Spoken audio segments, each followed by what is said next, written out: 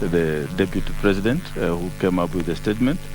But what I do know is that we had a KPMG report, and the recommendations of that report, including the issue you are raising about the transfers, came as a result of that report. And that's how we address the issues after that. So how that information then was available to the candidate for Kenya Kwanza, I don't know. But then, Chairman, yeah. The problem with this is this.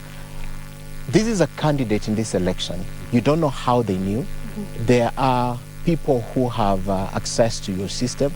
Do you think this information came from your system? Because you confirmed it later through even their voters who had been moved. The concern, however, is not even about the voters. How he knew his voters were moved. Does it bother you that a candidate would have such details that later is confirmed by a report?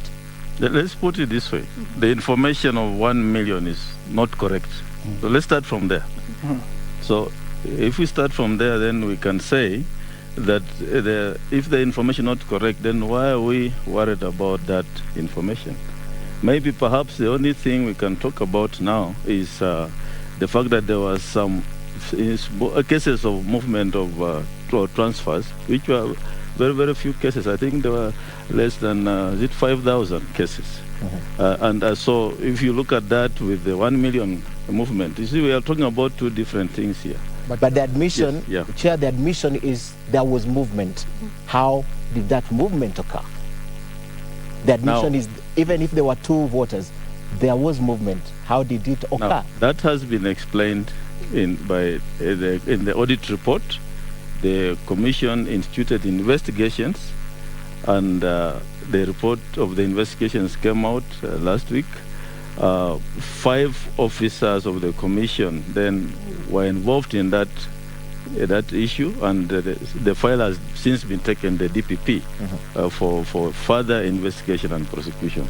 So I think the report is there with the DPP, and that then explains how that movement took place. So I don't think the two issues then can be Chairman, whether you're saying that the Deputy President said it is 1 million and you're saying that it is less than 5,000 or 5,000 thereabout, as my colleague Ken Mijungu puts it, is that that's an admission that probably somebody would use to say that and amplify the question of trust within yourselves as a commission, and actually put it out there that there are people who are leaking information to the main candidates outside there.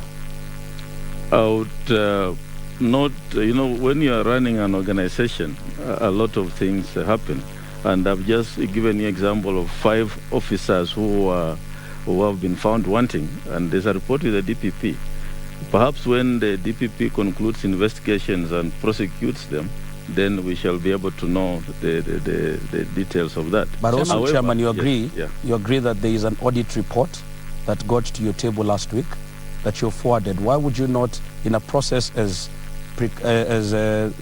in a process like this one, where you know that there are trust questions in it, why would you not embrace Kenyans on such a matter, knowing that it is already causing consternation? We did. We appraised Kenyans. We held a press conference here, released the audit report, and we spoke to it. Maybe it didn't come to your attention, but we addressed the issue about the audit report and the issues around the transfers, which were... Chairman, we'll get back to the specific issues about the audit report, but let's first of all conclude with the questions of trust. All right, and this goes perhaps to the CEO, and it's in line with what my colleagues have asked. And perhaps to quote what the Deputy President said, he said, and I quote, many of those names are people from what we consider our strongholds, so there is a clear attempt to try monkey business. 28 days to the polls. Can IBC tonight say that it is not involved in any monkey business ahead of the polls? Thank you very much. First of all, I would like to correct the statement. That's not what the Deputy President said. That's what he said on June 2nd. He didn't say that his voters were moved. In fact, he said actually they were actually removed, not even moved. No, he said many of those names are people from what we consider as our stronghold. No. Specific, wasn't it? First of all, let's go to specificity. The 1 million he talked about was not about being transferred. He said were removed. And I said that I challenge anyone who has got evidence to that effect. Because I even said that we came from 2017 with a figure of 19.6 million voters. And we registered about 3.2 million. So if you add, and with the process that we did of removing the dead voters and those ones that had issues, it resulted to 22.1 million. So if you do a mathematics, you will see actually there was nothing wrong in terms of enrollments. The issue actually, when the issue was raised, the chairman actually said that the issue is not about voters being removed. It's about transfers. So we actually pointed about transfers. And transfers, how did we realize it? It's during the verification process. That's when we realized actually there were issues, because when we subjected the register of voter to the people for them to go and verify their details, some started complaining. And now we started to investigate internally what really happened. We personally, actually, I was the first one to write after we discussed the same in plenary. I wrote to all the county election managers that we are getting information regarding transfers and we need to validate that. So we want them to actually check their records and report to us on the same. In fact, we even told them that you need to actually collect, the county election managers were informed to collect all the forms for transfers and actually deliver them to the CEO's office. That was the start of the investigation regarding these transfers. It is not because the deputy president raised it, it's because we actually noticed it during the verification process. Okay. Chairperson, a week to the repeat poll on the 26th October 2017, you addressed the Kenyan people and you said in the circumstances at the moment, you couldn't guarantee free, fair and credible elections. Why should Kenyans trust you in 2022 that you can deliver free and fair elections? Yeah, thank you for that question. We have been working on this election from 2018. After the 2017 election, we commenced the journey to the 9th of August, this year's election. We did the post-election evaluation report. We made recommendations for legal reforms. Unfortunately, they have not seen the light of the day.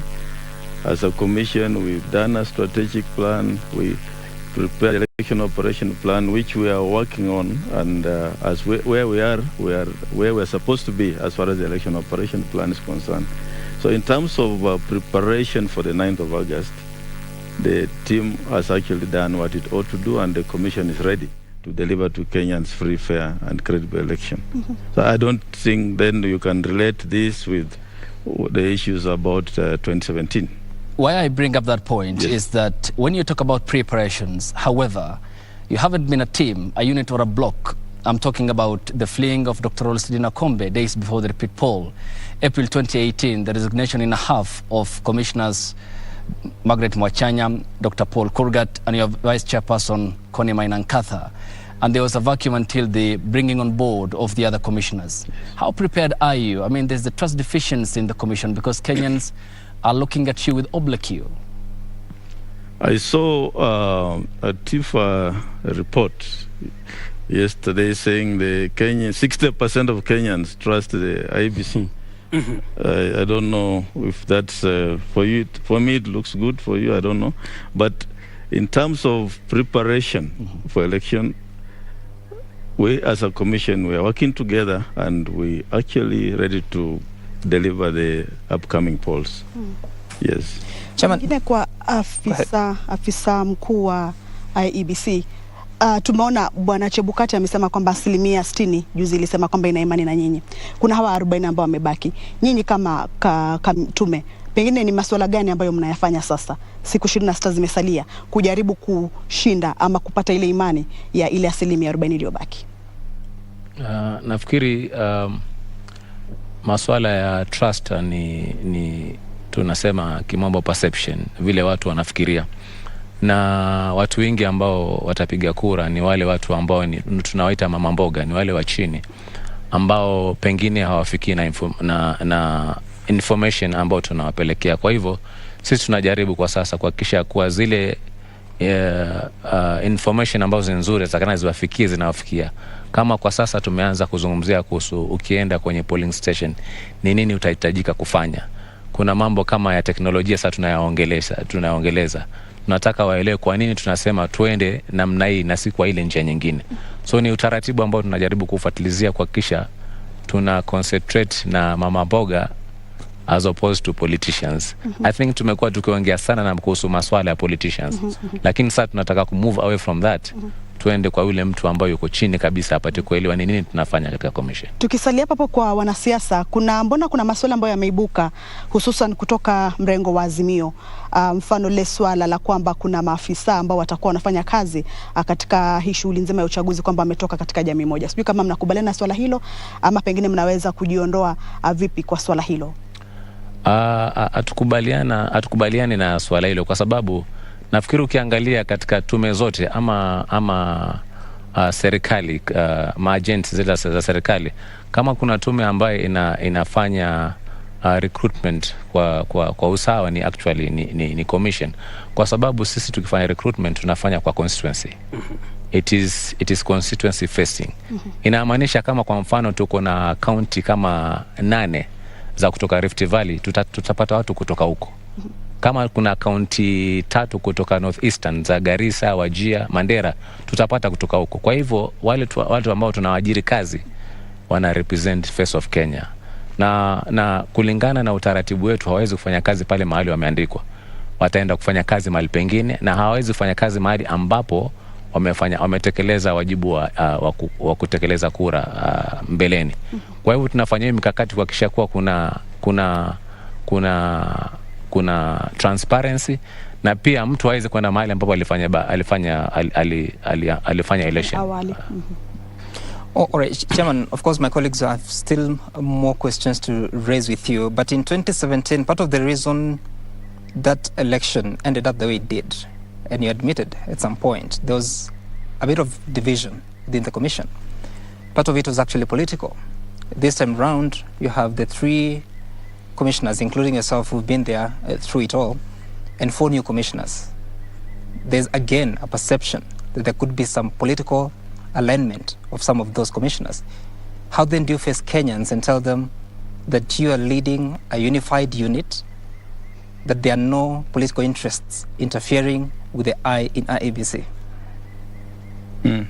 Thank you. I think as a commission, how we operate is we have plenary meetings where we discuss issues and make decisions at that level after committees have sat and presented their papers.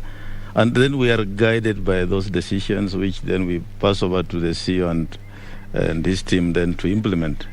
So to the extent of running the commission, that's how we operate. And if in the board meetings there are always issues, there could have some differences, but the majority carry the day. And to me, that's how we are moving forward. So as to whether there's interference with political dispensations from outside, that perhaps may not be within my knowledge. But what I know is we make decisions, we move on, and that's how we are going to deliver the election. Chairman, yes. Just last week on the question of the arrival of ballot papers in this country, yes, one of your vice chair said that you had called the previous night to say that the ballot papers were coming the next day. Yeah. One question that we will ask, for how long had you known that the papers were coming the following day? And isn't it questionable that the commission did not know that the ballot papers were arriving the next day, yet there are some members of the secretariat that knew and were running the show? Who is running the show? Is it the commission or the secretariat, or you're working in unison? Yeah, this is how it works. The commission deals with policy, strategy and oversight. That's our work. We make decisions. If it's about printing ballot papers, we tell secretariat, go and procure a firm, and then we move on. When it comes to printing ballot papers, then they tell us this is how we are going to print, these are the samples, then we tell them proceed and print. So in the process, there's a team called a contract implementation team, a CIT, which then takes the responsibility of ensuring all those processes, including ballot proofing for purpose of ballot papers, and including the issue of how they'll be freight will be done and so forth. And so this team was on top of things. I think on the 6th in the evening at 8 p.m., that's when I also got a call that we have the first batch arriving the following day. And I informed the commissioners. And we had another function on the 7th with the Kenya Daima. And I had to go for that function, take half the commissioners to the airport, half remained behind. So there's nothing fishy about that. But the team in charge is the contract implementation team. And like now they have a schedule all the way up to 29th as to how those ballot papers are being ferried. So I don't think you should read any mischief in that. It's very good that you mentioned the word schedule. Yes. Because it is very interesting, or somebody will view it as so, that you will be called a day just before the papers arrive in the country, and you're told tomorrow, and you have to divide your commissioners, yet you know that in the coming days, we should be receiving the first batch on this day, so that everybody is prepared. Don't you think that would raise questions even to those who view as it from their naked eyes? Let me put it this way. Why did the commission go to the airport? It's not actually our work to receive and sign for the ballot papers. It's just symbolic for the country that we have witnessed the coming of the ballot papers, and then we left to the team to continue their work. So it's not the core business of the commission to be involved in receiving materials, procuring, logistics. We just do an oversight role. Okay, thank you. Chairman, I want us to transition to the next topic, but it would be unfair not to hear from the CEO, especially on that claim that you informed, or rather, Chairman has actually confirmed it, that you informed the commissioners that late. Is it how you work, or it was an oversight, or that was the plan anyway? Thank you very much. No. It's not the plan. Actually, you must have realized that we are doing a lot of things concurrently, and even that week also, the other commissioners were involved in the dispute resolution committee for 10 days. The only people who were actually behind was actually me and the chairman, and we were trying to manage activities within the commission, whereas they were actually at Milimani. They were trying to manage the dispute resolution committees, and they were doing this work very, very late. By the time they finished, actually, is the time when now we are just about to receive the ballot papers. And Chairman has actually put it rightly that we have a contract implementation committee that is responsible for that. So for us, going to the airport is basically just to show the country that we are serious. Mm-hmm. And now we are receiving the first batches. It is not a big deal as way actually people are putting it. Okay. But maybe it may have rubbed shoulders differently with the different people. So, and we said here that people have different feelings. Maybe if we had informed them earlier on, maybe they would have felt better. But it did happen. But we know there is a team that is responsible for that. That's interesting. And unfortunately, we have to transition to the next topic. Perhaps one last question on the trust issue. Mm-hmm. This goes to you, Chairman. You have answered Martha Karua and the claims she has made on her not having confidence in IEBC. We're talking of stakeholders. UDA also in a protest letter alleged the meddling of the elections by government officials, specifically ministries. They mentioned Matiang'i as CS and Joe Musheru, two CSs whom this is a key stakeholder has mentioned. 26 days to the polls. How independent is IEBC, given that it is the Independent Electoral Boundaries Commission? Yes, I think that's a good question. And I want to state categorically that IEBC, the one of today, the one you see, mm-hmm. is independent, is not answerable to any individual or authority. We do our work in accordance with the law. We are only answerable to the Constitution and the laws of the land. And that's how we have operated. And that's why you have seen, if you have been following up, that we don't allow external forces to come and influence what we do. So I just want to assure you. And are there external influences that are trying to dictate to you on how to do things? Be it in government or outside government? We have had our challenges. Okay. We had challenges when, remember the time there was some multi-agency team formed and they wanted us in. We said we shall not participate in that. We have had financial challenges where the commission is tapped of funds until this financial year, and that has had a great impact on our activities. We have had challenges where I think somebody in the executive wrote to the foreign the donors not to support the commission. We have had our challenges, but we have stood the ground, and here we are. Okay. Yes. Chairman, let's make progress and speak about the integrity, because in this election, Kenyans were hoping that they would face on the ballot people of integrity, because Chapter 6 is as old as the Constitution. Today, there was a judgment in Mombasa that directs your commission to clear Governor Mike Sonko or process his presentation to be a governor candidate for Mombasa.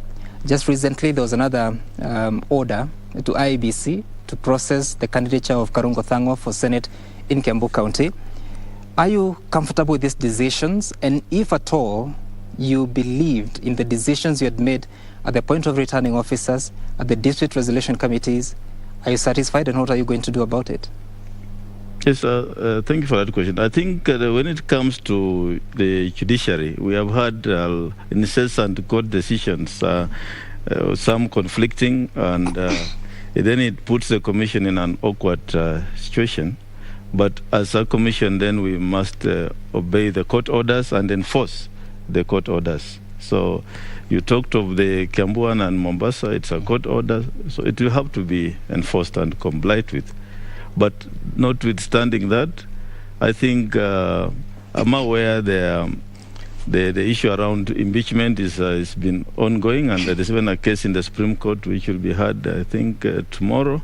So I believe for the future there will be clarity along that line. But for us, how we operate, we follow the law, we implement the court orders as they come, and we don't have a choice on that. But Chairman, a High Court decision can be challenged at the Court of Appeal. Yes. Will you? Yeah. In terms of the matter of Songo, yes.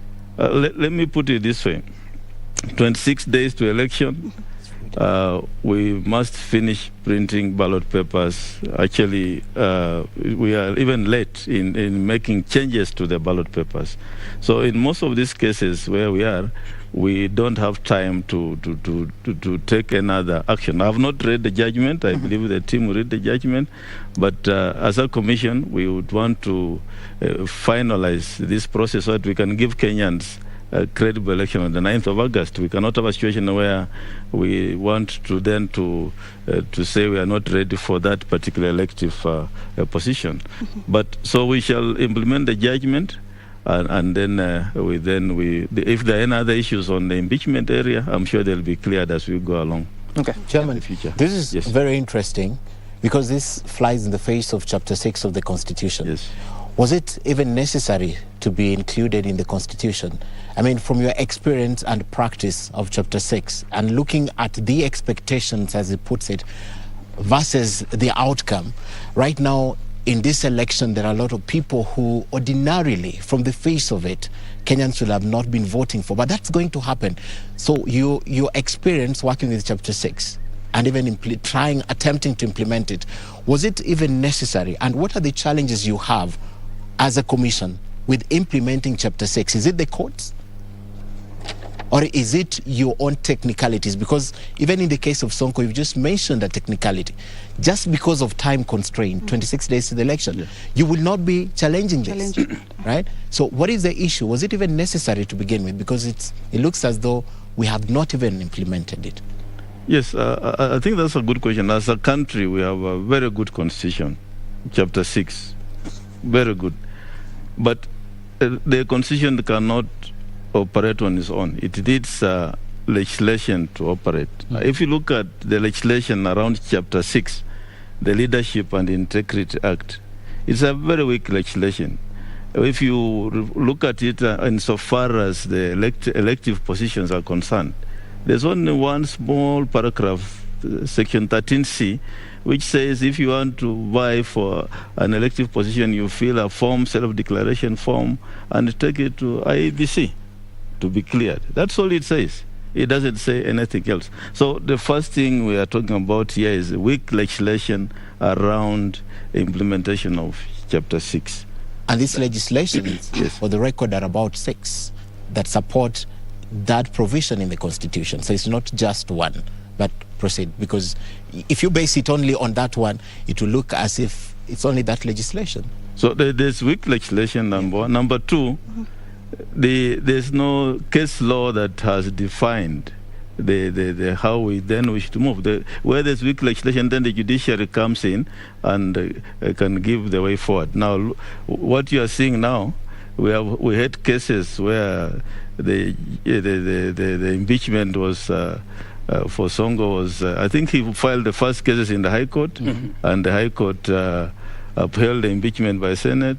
But now what we are here having now is can the High Court is saying he should stand. So there's a bit of incessant. Okay, Chairman, are your hands tied? By the There are names that you gave to the EACC for investigation.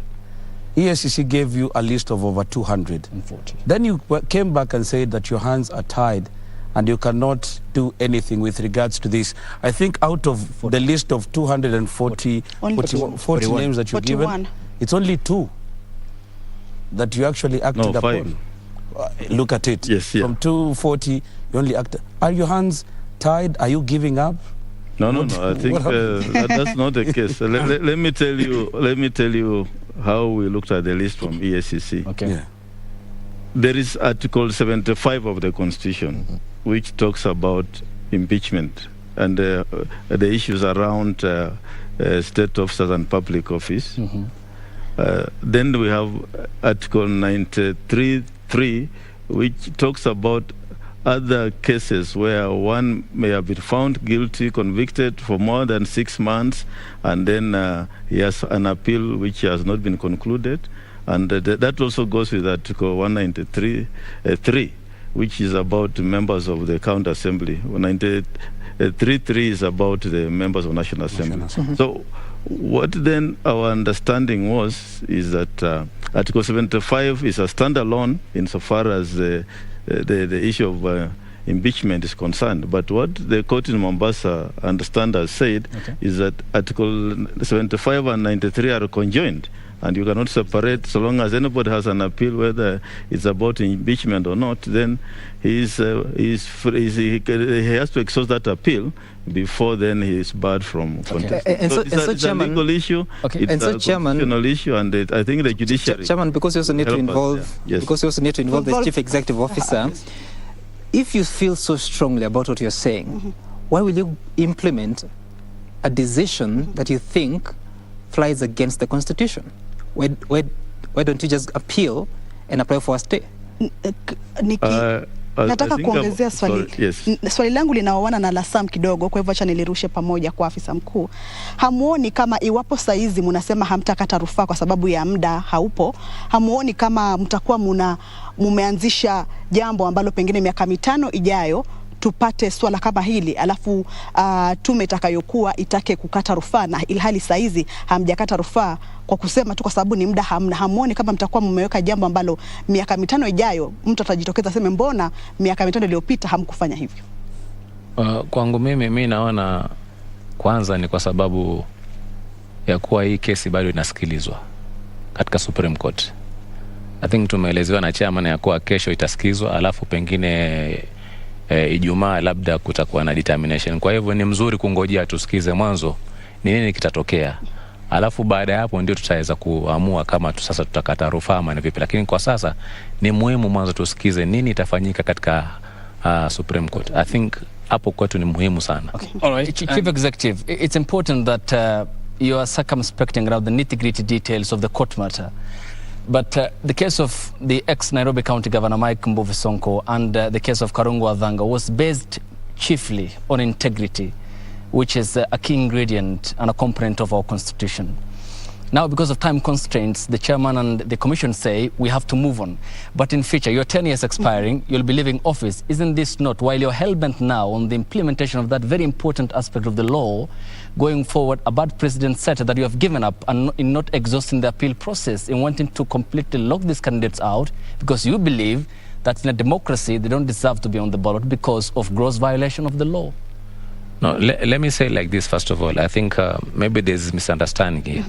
We are saying that as a commission, we have not made a decision as to whether we are going to appeal or not. But for us, what is important is for us to wait for the Supreme Court to actually assert themselves in that case.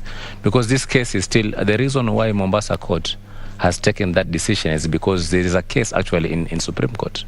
There's an appeal. And therefore for them, they are to take that decision. And what Chairman has explained is that there is difference in interpretation of two sections of the law, whereas we see one as standalone. The others are seeing them as actually being twin. They are joined in the hip. So if there is a case that is outstanding, I think the best thing to do, we only have 2 days. So the best thing is just to wait. Okay. And for example, if the case is going to be favorable, we don't know what is going to happen in Mombasa. Suppose they uphold the earlier decision that, yes, he was actually impeached properly. What is going to happen? So it's important for us to wait and not to jump the gun. Thank you. So even now you will not receive his papers? Yes? Even right now that the courts have agreed to this, have ordered so, Sonko's papers will not be received until that decision by the Supreme Court is given. Well, now, you see, that is the decision of the returning officer. You see, even the chairman cannot actually tell the returning officer what they need to do. But the returning officer does not work in isolation. He's part of the commission, is he? He's an employee. Yes, we provide advice, but ultimately he or she takes the decision. You mean you're not in touch with the returning officer? No, we do. But ultimately, the decision is going to be that of the returning officer. Okay. Really, that doesn't sound right, that a returning officer in Mombasa would make a unilateral decision to the exclusion of the IBC, the secretariat right here. That's what it sounds like. Let me just add to that. Yes. The judgment was delivered today. Yes. Our legal team will look at it and advise the returning officer on what to do. But now, even sitting here, yes, the two of you are speaking at cross purposes. The chairman said, with 26 days left to the election, he was very explicit, we have to print the ballot papers. So to him, he had given the basis of our questions tonight, all of us, based on what the chairman said. To you, we should wait for the judgment. Even right now here, you're divided in that opinion. What happens? Do we wait for the court, or we do what the chairman says, which is we have 26 days, we have to do this, So litigation has to end at some point. That's what we get tonight. No, we're actually very clear. We are not divided, by the way. I think that is your perception. But we are very clear in terms of when should the ballot paper printing end. Remember, we had suspended printing of ballot paper for Mombasa governor. We had. Why? Because we are waiting for the court to determine the case. Yes. So you have now lifted the suspension? Yeah. Because we actually stopped printing papers for Mombasa. Yes, and not just Mombasa. There was another case also whereby we had been stopped by the court to print the ballot papers. Okay. We had suspended printing of ballot papers in those areas because of the court. Chairman, tell me something. Is it possible, for example, not to hold an election in one area and wait for perhaps after the general election because of these court cases? Is that a possibility that the law affords you? And if it affords you, would that be something that you'd want to do? Because there's a divide over this. Is it a possibility? Yes, I think the law provides that in certain cases where the commission finds itself in an impossible situation to run an election in a particular unit, it can respond that election. But we are not hoping to do that in any of the elective units in the country. CEO. All right, CEO, there are some questions. On candidates and the clearance of candidates. We have talked of the law and the legality to that extent. Yeah. There are candidates who accuse IEBC of bias in its clearance. I make reference, for example, to Dr. Ekuru Aukot, who was a presidential candidate in the 2017 election, Ruben Kigame, who intended to vie for this presidential position. Just for purposes of clarity, because they have quite a following, to be fair, and in a liberal democracy as such, why were they disqualified? Is it that they did not meet your requirements, or as they claim, the commission is biased towards them? Yes, we have, as I said, we operate within the framework of the Constitution and the laws and the regulations. We don't just make decisions. All returning officers, including myself, we follow the law. And there was then the law in place that time was that among the things that candidate was to provide was supporters lists of 2,000 for minimum of 24 counties and supported by copies of ID cards. That was the law then. I know the High Court has ruled that IDs are not necessary now.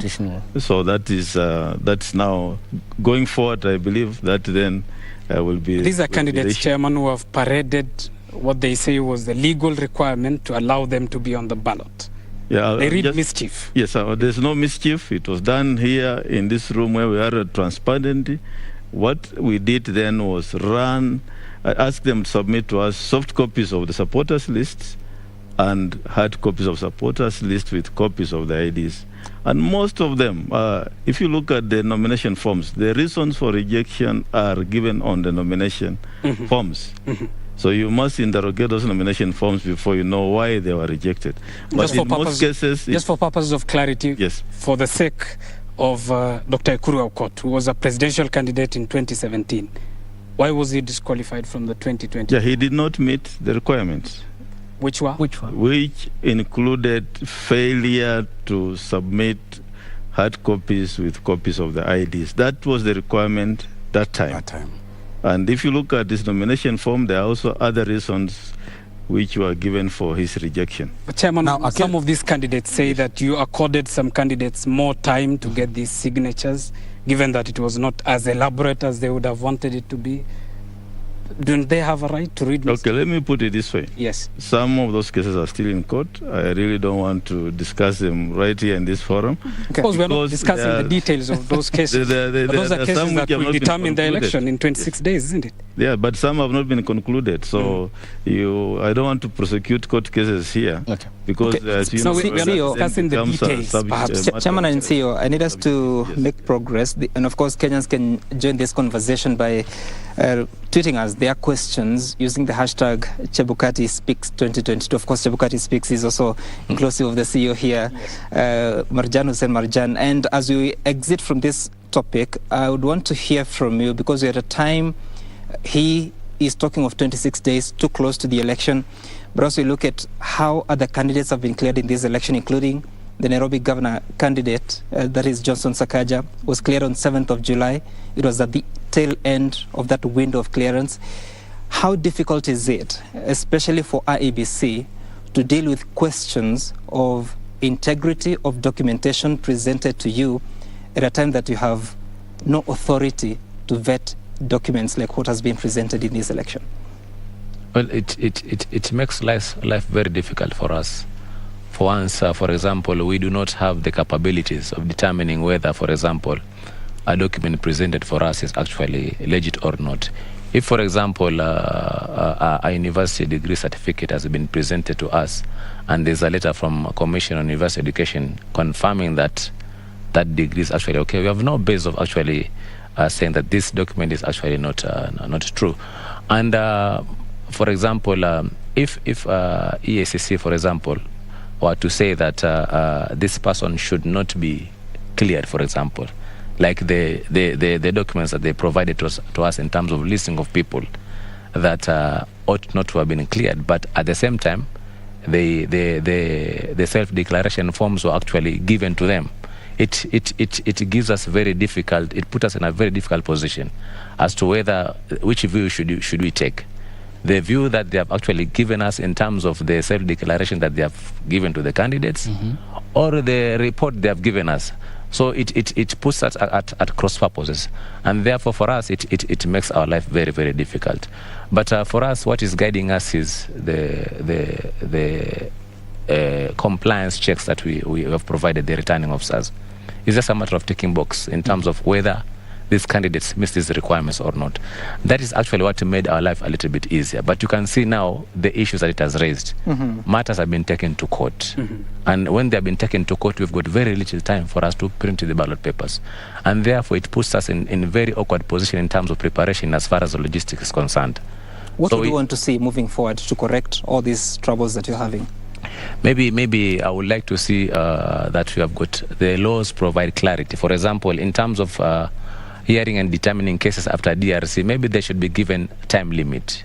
within which they should actually hear those cases and determine. Because if today we can still continue hearing cases regarding nominations, and they may have bearing in terms of printing of the ballot papers, then it's going to still, even if we continue this way, we'll have problem in future. Okay. Well, just before we exit this question of integrity, last week there was a story in the Daily Nation that puts questions of integrity on you as the chairperson and linking you to Bungoma Senator Moses Wetangula.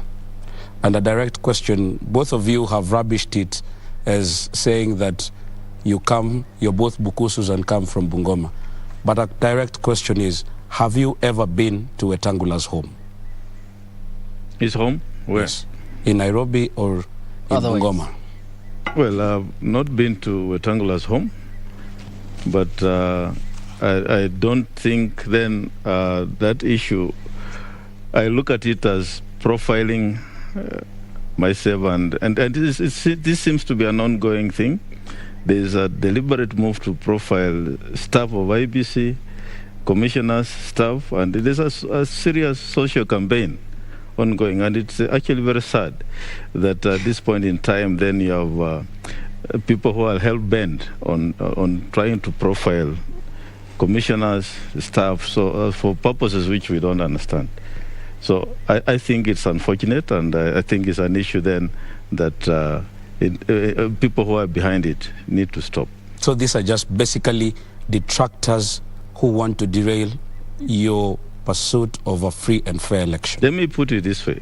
If you look at even our staff in the commission, especially ICT and election, they are now frightened because of so many, you see in this, most of the media, I mean the press, the gutter press you see their photos on all of these gutter presses, social media posts. Okay. And it's coming at this time where now our staff are afraid. Don't forget, it was around this time on the 28th of July, 5 years ago, when our ICT staff was murdered. And this then becomes a very, very frightening moment that you have the chairman of the commission, commissioners, staff then being profiled. And I think it is...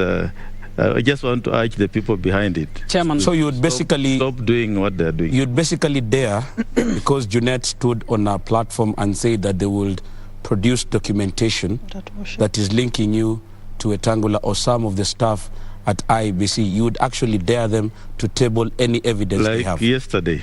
Let him produce whatever documentation he has. Because I know for a fact that those allegations are false, and whatever allegations are being leveled against the staff of the commission, and especially the ones directors have mentioned, they're just malicious, and I think they're meant to derail us from doing the work we are supposed to do. Chairman, let us make progress. And of course, Kenyans, again, Chebukati Speaks 2022 is the hashtag to use to get your questions to us, and we'll be sure to pose some of them.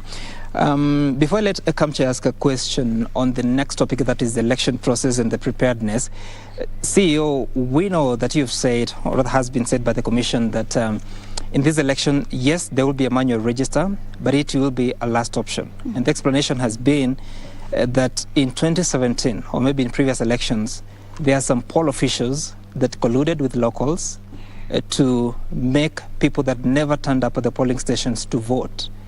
How rampant was that, and why did it happen? First of all, this observation was made after the post-election evaluation was actually done. Remember, in post-election evaluation, the evaluation is not only done by external parties, but it also includes our staff. And that is amongst one of the observations that was actually made. But if you look at it practically, it makes sense, because you are looking at a situation whereby you are using two sets of registers at the same time. One is electronic and one is actually digital. So somebody is actually being identified biometrically, and at the same time also you are knocking off the name from the register.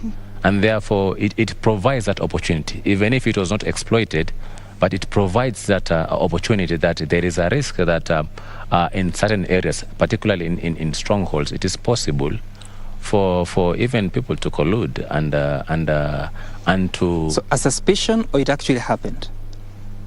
No, that is just basically, I'm talking about an opportunity. Okay. No, what I'm asking is, because for it to influence a policy decision by IEBC, it has to be a serious thing. So did it happen, or you suspect it can happen? No, one of the things that actually leads to pointer of that is when you look at for example, the presidential ballot paper, the ones that were actually casted, you could not be able to reconcile with the other position. It was actually more than that, and therefore that speaks to the fact that maybe at some point there was mechanically actually casting of the ballot, and you could also be able to see it statistically that at a certain point of time, because we are taking note of who has actually appeared in the polling session, the turnout at a certain point was actually very high compared to certain periods, and therefore that actually now proves scientifically. You cannot pinpoint a case. No, there was no Has no it case. happened before, perhaps? No, okay. This was only my. I've been in this commission since 2015, and therefore that was. Let me go to the chairperson. First election. Based on the institutional memory, then, Chairman, has it happened before, or are these changes out of fear that it could happen? Let me put it this way.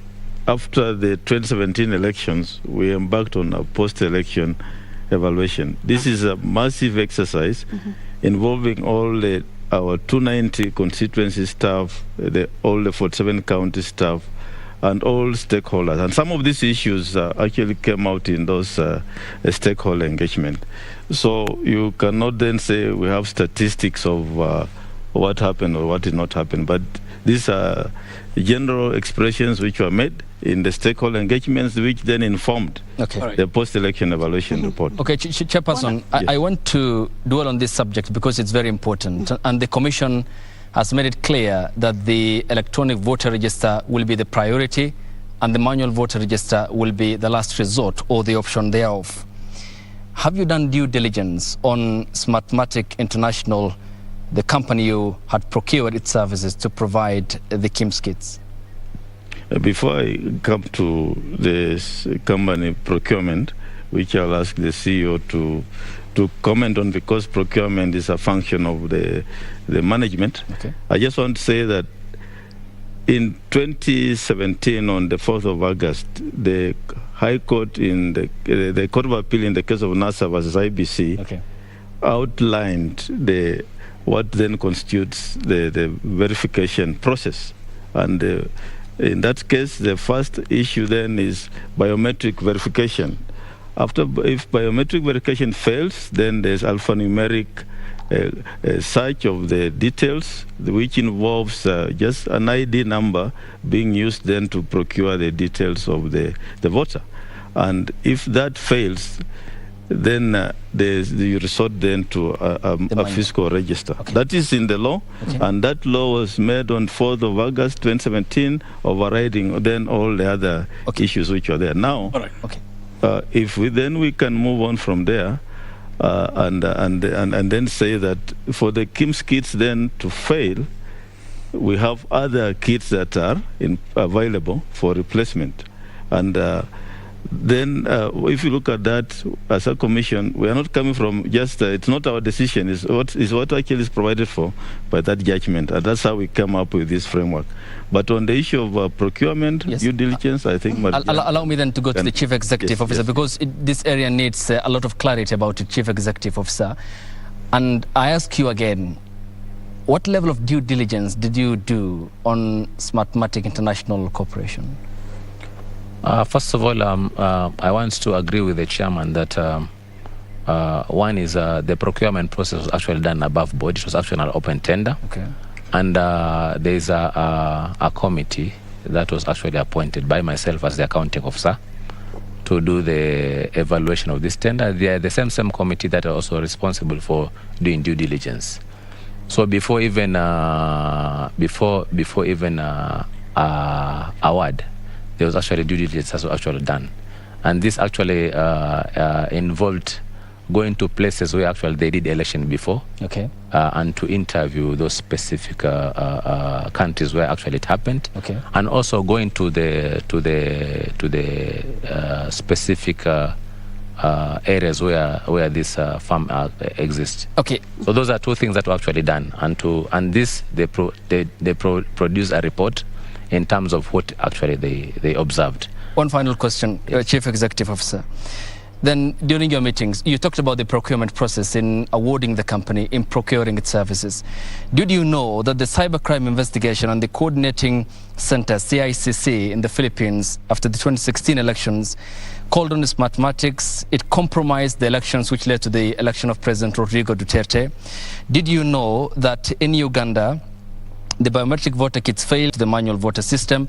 Did you know that in Venezuela, in Latin America in 2017, Smartmatic on its own acknowledged that the turnout voter figures were manipulated by at least 1 million voters? Did you establish this before you awarded the contract?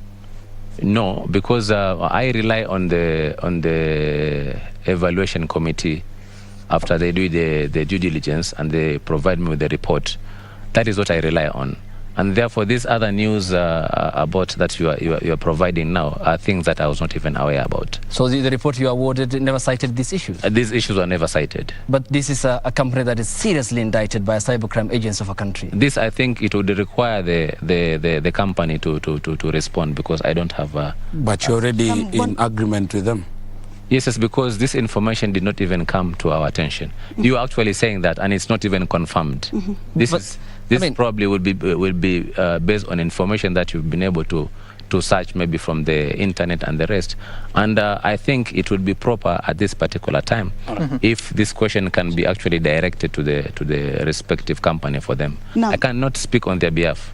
Let me just finish up before Kamche comes in. One final question then, Chief Executive Officer. The chairperson earlier talked about preparation process when I queried about how the agency ought to be a unit going forward. And we know all the disenfranchisement after the 2017 elections.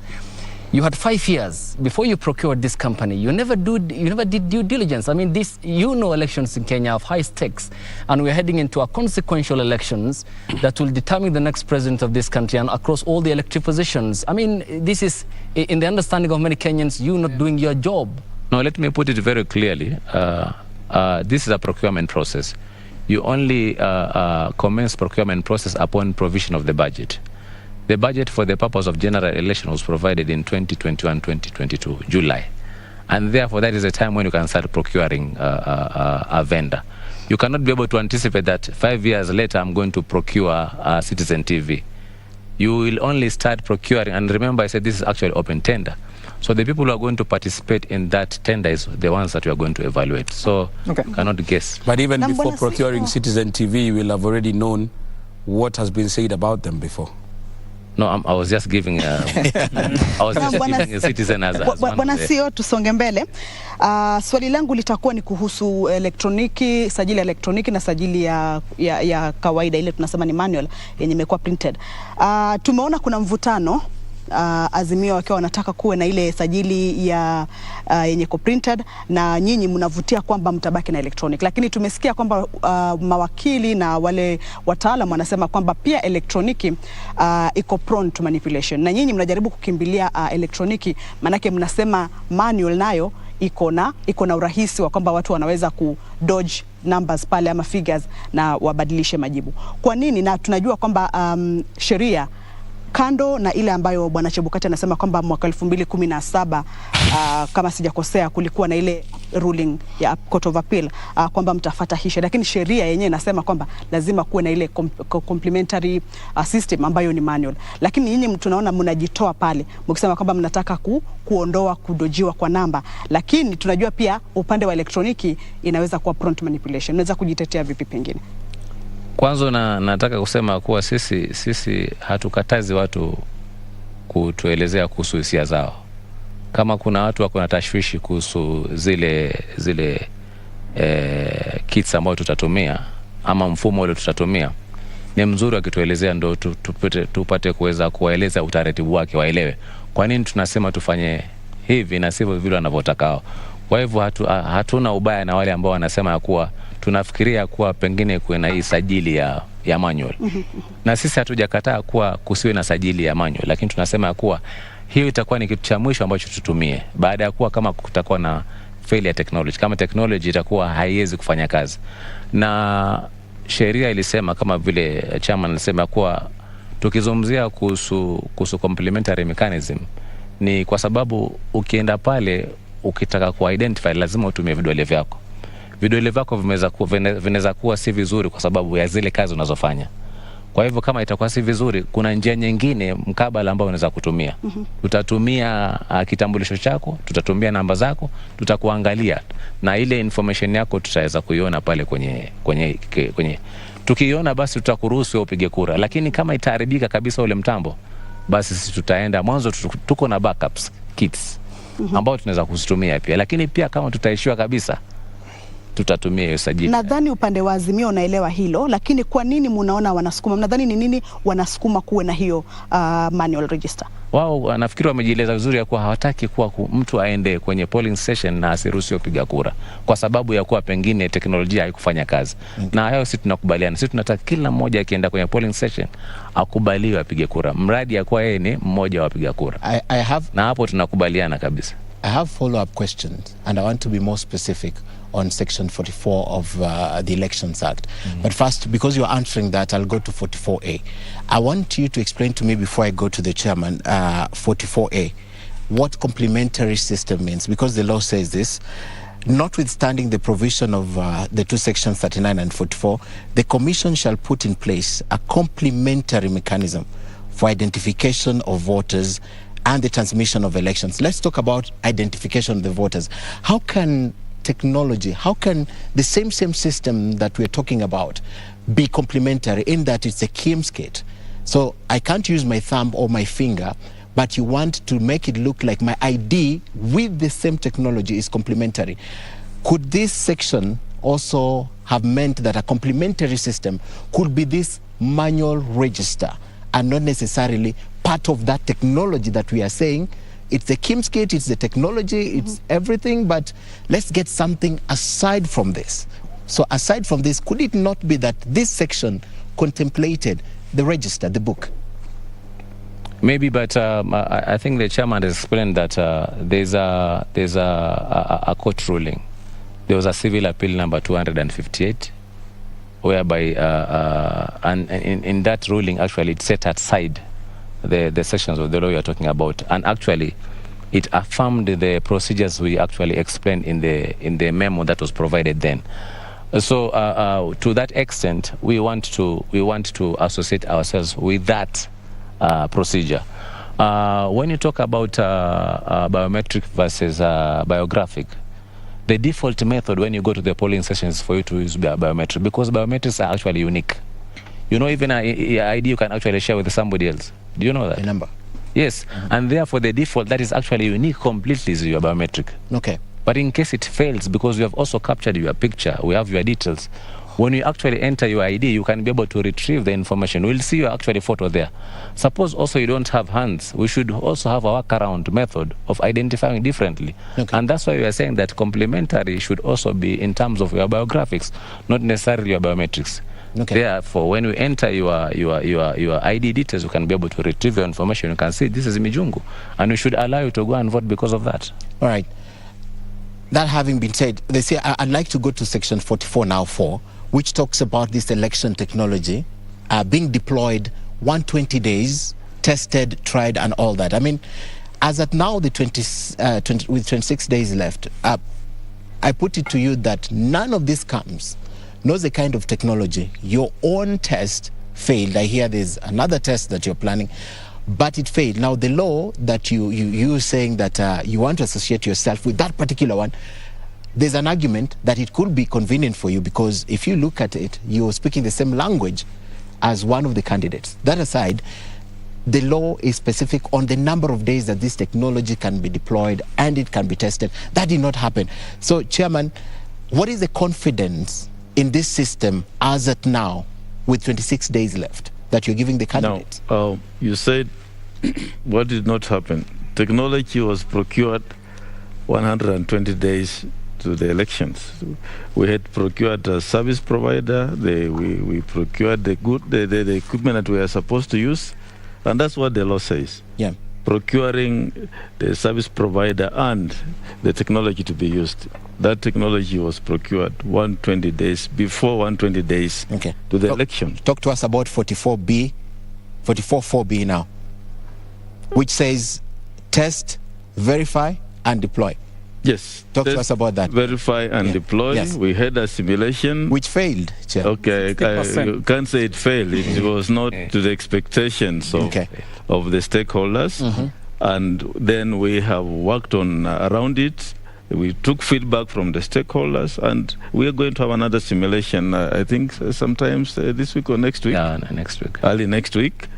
The team has actually worked on it, and today they even took the commission through what they have done, and we are satisfied that we are on the right track. So I think we shall invite you and the stakeholders here. But maybe allow me to weigh in on what the chairman has said, because when you talk about testing, yes, it's 60 days before the election. We actually, and I want to demonstrate this, because that system is what? The system that is envisaged is verification, results transmission, and registration. Registration you had already completed using Morpho kits. Yeah. Because enrollment was actually done before we procured the technology. So we are actually talking about two systems that needs to be tested. Which ones are they? Results transmission and identification. Okay. During verification, when actually we provided this opportunity to people for them to go and verify their details, which systems were we using? We were using the new system, and therefore we provided opportunity. It was tested, and actually it was working, because guys were going there and they are verifying their details. What was remaining was only the results transmission. Okay. And this is actually what we tested here. Maybe the stakeholders were not happy with the outcome, but actually we tested it here. Okay. And that's why, because of that outcome, we said we are going to give the country another test, and that's what we are prepared. The reason why, my last question on this, you explained, but I see 44 says, and this is what the court said, notwithstanding, you talked about repealing those sections. So notwithstanding, to me, it's notwithstanding the technology, right? There should be another one. So if you look at this strictly with the law, I mean, it's not even implied, it's explicit. Notwithstanding is explicit. Notwithstanding this, the other one should be there as complementary. So when you insist that you want to associate yourself with that particular section, explain to me why 44A says notwithstanding. You cannot read the legislation in isolation. I know that. But again, let's be cautious here, because there's again a matter in the High Court on the same issue. We don't know what the court is going to decide on this matter. That's why we said, as a commission, we shall print the register and have it available and await the outcome of that court decision. So there's a possibility we'll have both of them, again, depending on this. When it comes to the court, as I said, we shall implement the court order. Want to see you. But allow me to address this, because you know it's a very contentious issue. Yes. What makes you think that the physical register is not a complementary system? What makes you think it is not? Can I ask you why you think so? When you say we are going to print, it's going to be available and it's going to be the last resort, it is still a complementary. When the technology has failed completely, we are going to use that register. So why are you saying that it's not complementary system? That's not what I said. That's not what I said. My argument is what she said. Azimio is pushing one, and then Kenya Kwanza is pushing another one. And it seems the IEBC, because of the foregoing reasons that you have explained, prone to manipulation and all, they are considering only, and the chairman has made this clear, they want only those present at the polling station to vote. Now with the manual one, like a book, you can vote. You can see the people who've not voted, their ID numbers are there, and they can key into the system and vote for them. So that's why you want it out. So I never said myself it's not. But my question is, why is it that there's a contention within this, yet the law, section 44A, is very clear, even based on that code of honor, notwithstanding 39. We talks about it explicitly also, right? Notwithstanding. So my contention was notwithstanding. And the other one, why do you want technology? Why do you want my computer to be complementary instead of just bringing the manual one? The manual. Na tunafahamu kwamba sajili itakuwa ni ile sawa. Mnasema kwamba sajili ile kwenye elektroniki ndio itakuwa sawa na ile ambayo itaprintiwa. Iko sawa kabisa. Sajili iko sawa kabisa. Na kwa nini tunasema tusitumie register na teknolojia kwa wakati mmoja? Kwa sababu ukitumia technology peke yake utakuwa hujui nani ambaye haja kuja kupiga kura. Ni uje ujipresent ndo tuku identify. Lakini kama mimi kazi yangu hapa ni kumechanically ku cross, pia naona wale wengine hawaja piga kura, then ina provide opportunity ambao mtu anaweza kuja sasa na ndo tunasema ya kuwa presiding officer kwa sababu ni temporary official. Ni mzuri ya kuwa akifanya ile kazi hajui ni nani ambaye hajakuja.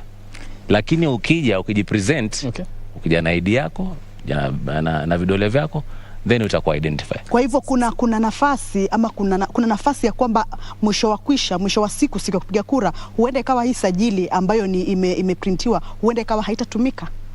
Kama mtambo hautaharibika, mimi sioni kwa nini tutumie. So I want us to make progress because there are two interventions that coming from Abubakar and Ken. But before that, this election, because if you recall what happened in 2017, part of the reason there are problems at the Supreme Court is because of the polling stations that could not transmit results from their polling stations. They said that there are several that transmitted from non-gazetted polling stations.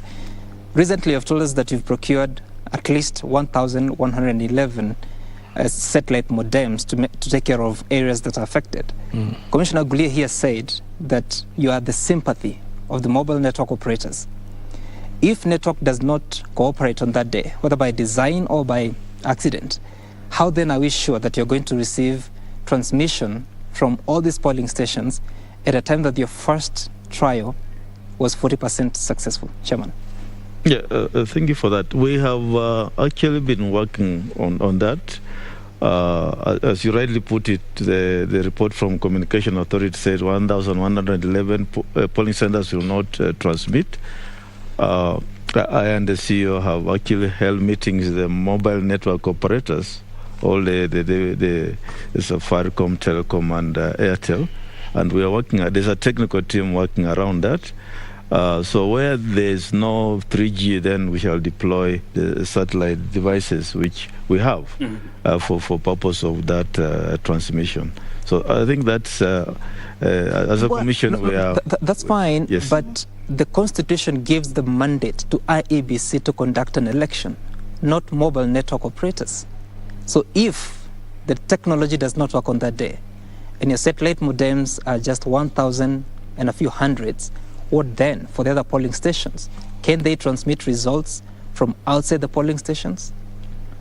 Well, Marjan, maybe you can comment it, but as we have been saying, IBC cannot do the election on its own. Okay. We need other stakeholders to come in, and that's why we engage suppliers. Mobile network operators are part of the suppliers. We have contracts with them.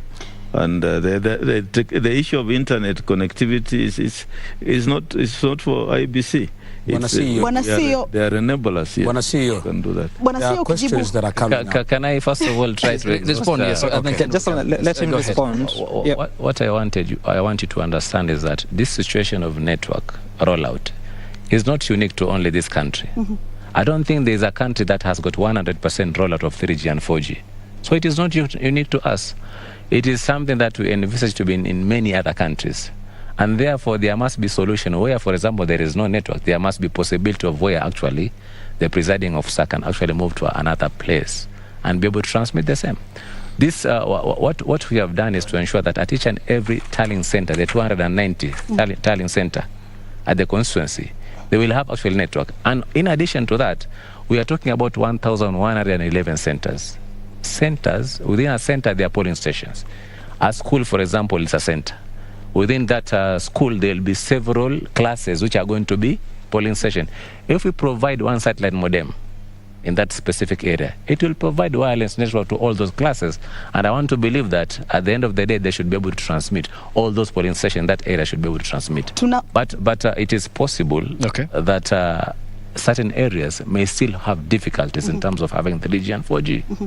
Where that is the case, the presiding officer should actually be able to transmit the same at the tallying center. Well, that to me, I don't see it as an issue. I thought they were locked to a specific polling station to avoid tampering. So, for example, if I'm voting here, my gadget should not work beyond here. So if I move it to another polling station, or they're not locked, they're open, you can come with it to Nairobi and transmit from here. You of course you can. You know, it is, you know, what you are talking about is actually geofencing. Okay. And geofencing is actually where you lock the device to a specific place. Want to see you now. The good thing is, you lock it to us. Are they locked? Yeah. My question now summarizes what they are all coming up with. And the question, during a meeting you had with the presidential candidates where both of you were represented by yourselves, you brought in the usage of an SD card. Yes. Number one, question one, how safe is this SD card? Can someone make another one from River Roads? Number two, now that you have, by admission, said that that KMS kit can be moved to another place for transmission, and the question that has been asked by Ken, and another one that has been brought up by Sam Gituku, where there were cases in the other election where ungazetted polling station transmitted results. Are we looking at the possibility of somebody else who has a similar SD card transmitting from the same area, but not the polling station where it has been put in? Number three, you've said that there will be 6 extra kits at a polling station. Do each and every of these come with its own SD card, or an SD card will be removed from one and put to the other in an effort to make sure that there is continuity? And number four, on the same. No, can we, you see, you're asking too many questions. Okay, let's go one by one. Still on the SD card. Yes, go ahead. Because, okay, first of all, SD card is actually encrypted. The information that is inside the SD card is encrypted. It means that even if you get that SD card, it will be useless piece of information. For you to be able to access information that SD card, you need to use the QR code for that polling station for you to actually be able to lock it to that polling station. So even if you are to get that SD card, it is going to be a useless piece of information. You cannot come up with your own SD card from River Road and come and insert it in our kit. It will not work. I wanted also to provide you assurance on the issue of results transmission.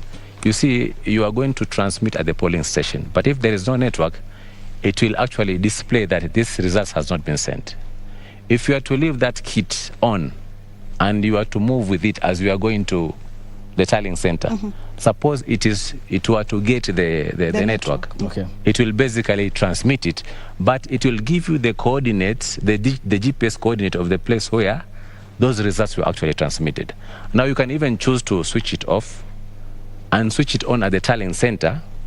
When you switch it on at the tallying center, of course, there's going to be network. It's going to be able to transmit that results. So in 2017, the challenge then was a question of polling stations were transmitted from non-gazetted polling stations.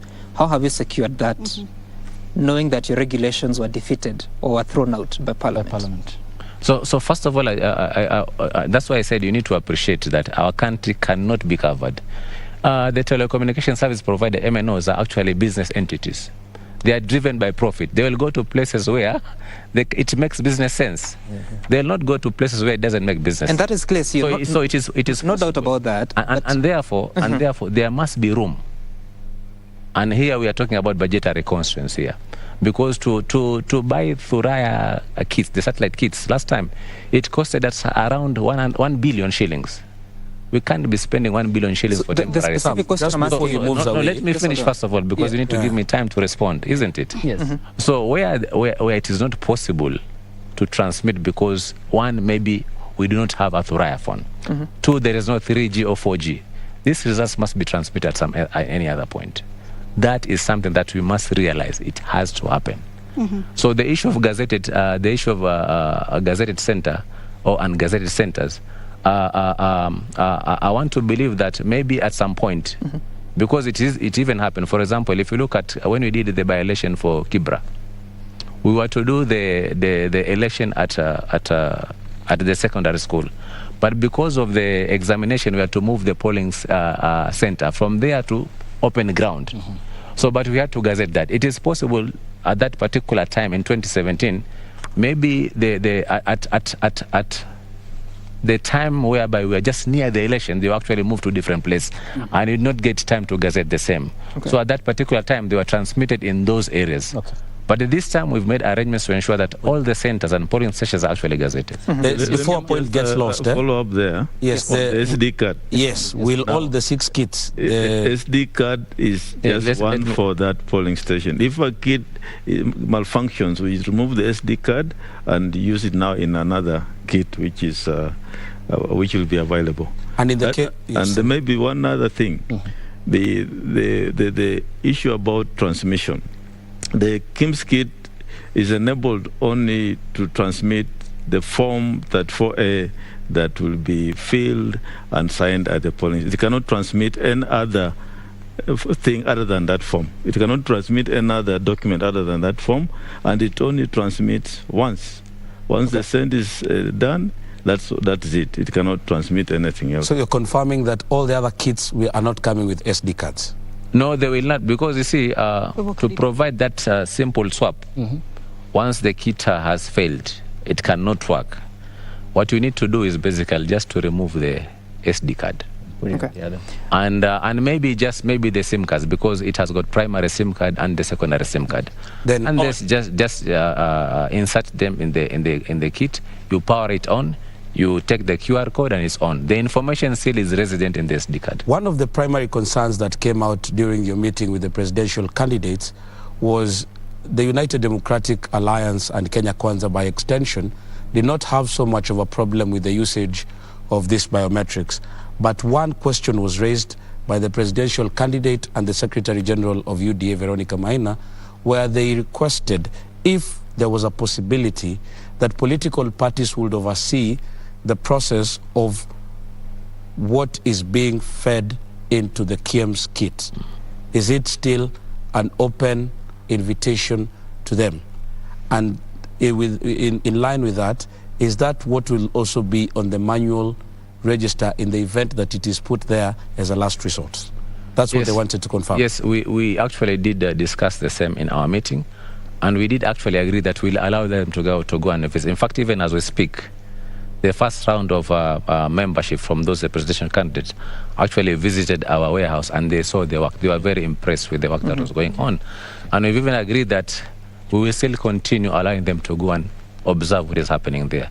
Even during the time when we are actually now preparing, we are duplicating the stickers that will be used for the purpose of our Okay, Chairperson. Chairman and CEO, we need to be winding up. We need an intervention from Abu Bakar because it's just out of time.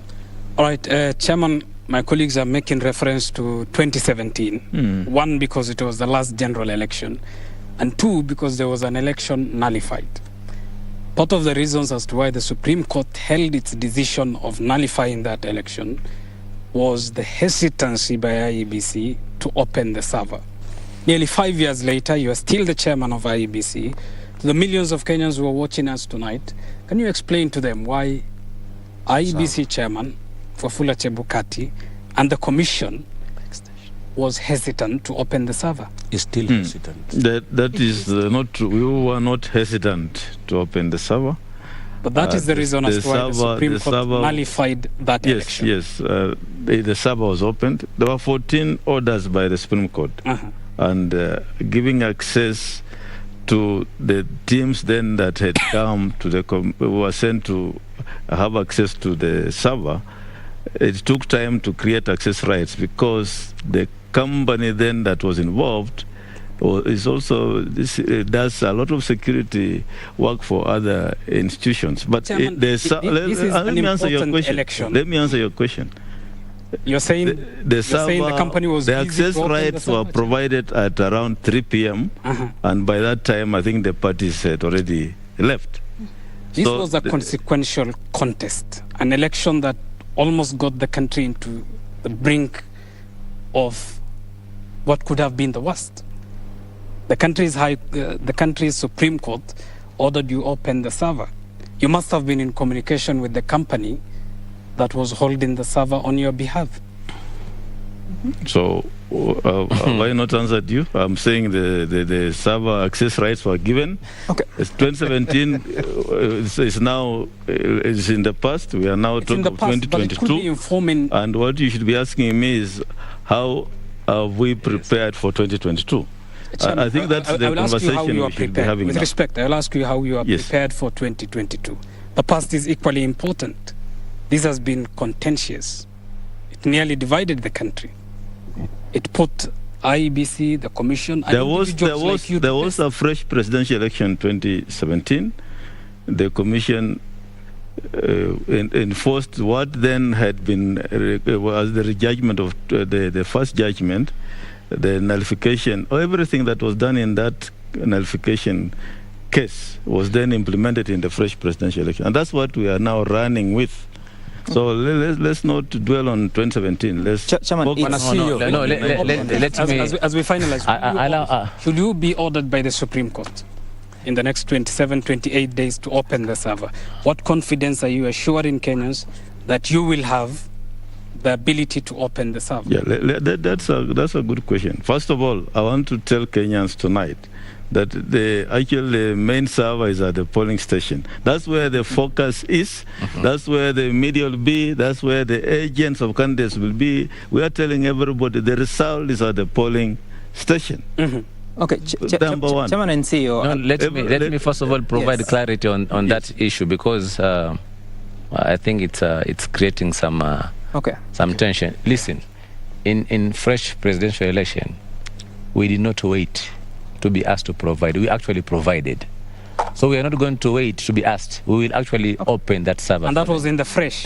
Why yes, did you not open before the fresh? Because the court wanted you to open. Yes, okay, but so we learn from mistakes. We also make mistakes. Okay. I want to believe you also. So listen. And that mistake was the elections were bungled, isn't it? It was a heavy mistake. You can't just listen. You want to focus on the negative side. Let us focus on the positive side. It's accountability. It's not negativity, actually. No, and that's why we are accountable for the same. We are telling you that, and the chairman explained that. The reason why there was delay is because of the formalities. For you to be given access right today, there's a formality for you to do. Was it difficult? You have actually there are some formalities. You have to file an application. Right. There are some forms that you need to file in order for you to be provided the access right. So it happened that it was provided late, but nevertheless we learned from that. Okay, CEO. Yes. Now it's 3 minutes to 11.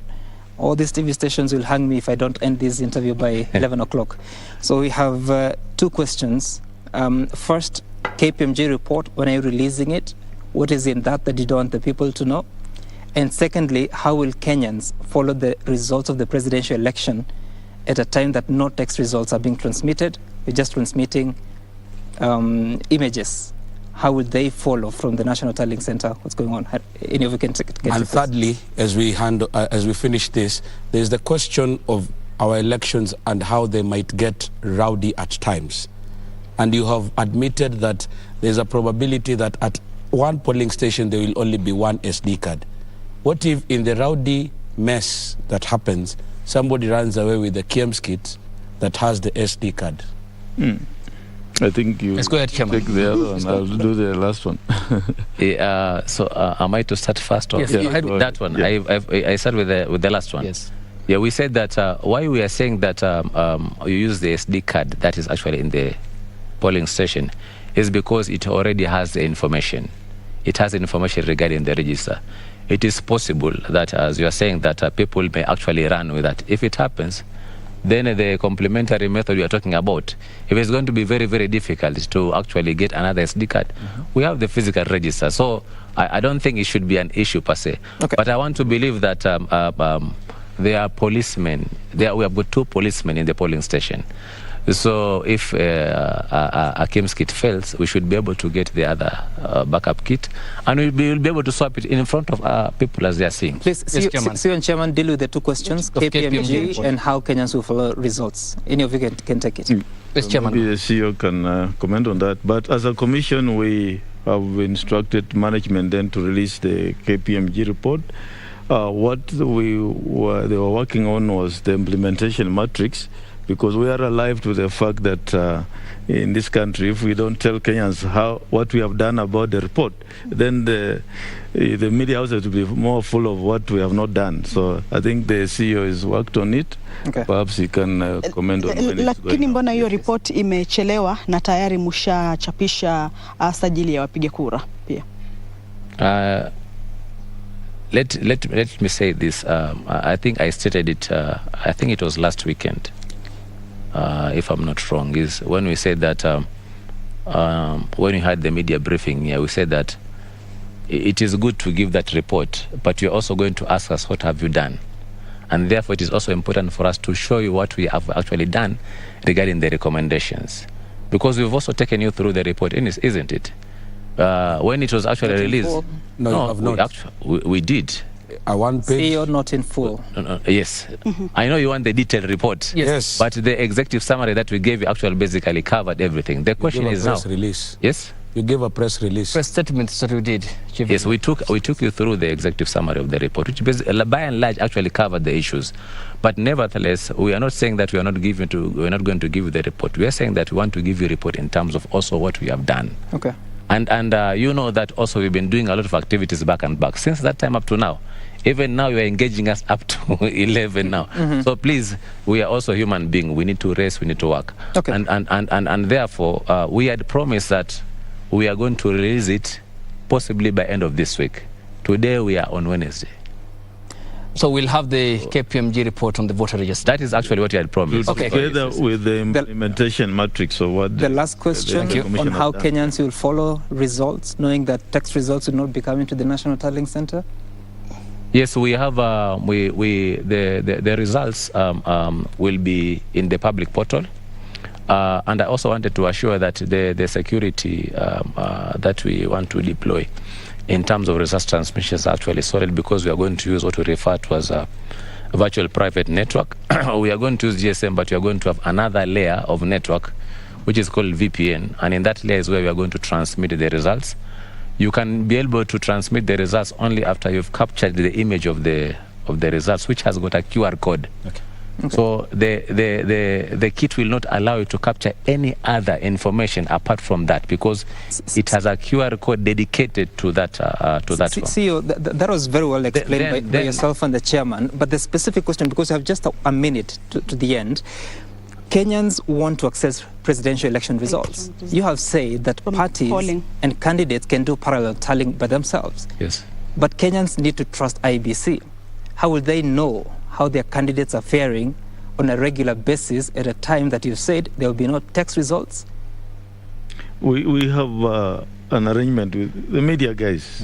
We are saying deploy to the constituents or even the polling stations, and you report those results. And I think so there'll be no results from the National Tallying Center until you have every document from the For us at the National Tallying Center, we shall get the results and project them as soon as they come in. So there are various levels of information which will go to the country. You'll project upon? What do you need to do before you project? We shall verify and project. Okay. All right. 10 seconds. Public stream. No, we don't. Unfortunately, we don't have any more time for more questions. But you can see, Chairman and CEO, that there is so much interest in this topic. These are just the journalists. You can imagine what Kenyans are saying. Arrange another session. Yes, we should. We should actually to get into more details about this. And thank you so much, Chairman Wafula Chebukati, for making time for us, as well as Chief Executive Officer Marjan Hussein Marjan. I keep getting confused about that name. Ken Mijungu from KTN News, and of course Abubakar Abdullahi from TV 47. Kamche Medza from KBC Channel 1, and of course Ayub Abdul Kadir from K24, and Kennedy Muridi for making time for us to have this conversation. Of course, you've been watching a live interview and engagement with the leadership of the IEBC as a commission with 26 days to the general election. We hope that you've been able to get some information that is helpful for you to know what's going on, and we'll continue doing this, asking questions in our respective media houses. Of course, this has been coming to you live from different channels, TV channels, including those represented here. My name is Sam Gituku from Citizen TV. Good night.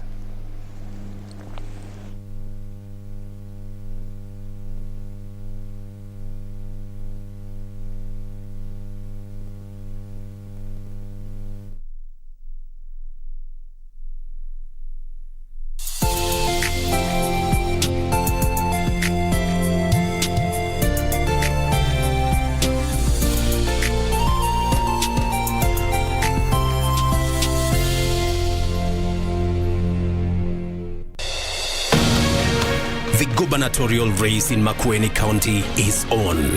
Candidates are lining up to showcase their development agenda. Don't miss out this Thursday on 14th July. Tune in to KBC Channel 1 from 9:50 p.m. for a live Makueni County gubernatorial debate from Acacia Hotel, Watertown.